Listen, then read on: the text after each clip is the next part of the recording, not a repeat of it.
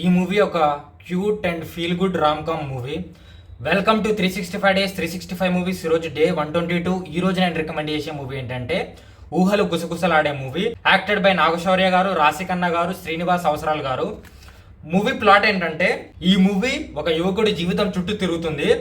అతను radio jockey కావాలని అనుకుంటాడనమాట. అయితే అతని లక్ష్యం కోసం ప్రయత్నిస్తున్న సమయంలో అతనికి ఒక అమ్మాయి పరిచయం అవుతుంది. ఈ క్రమంలో ఆ పరిచయం కాస్త ప్రేమగా మారుతుంది.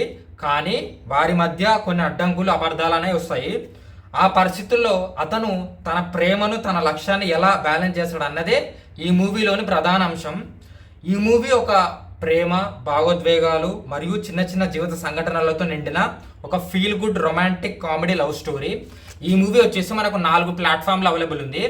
అది ఎక్కడెక్కడంటే యూట్యూబ్లో, నెట్ఫ్లిక్స్లో, అమెజాన్ ప్రైమ్లో, జియో హాట్స్టార్లో ఉంది. ఈ మూవీ లెంత్ వచ్చేసి 2 గంటల 11 నిమిషాలు.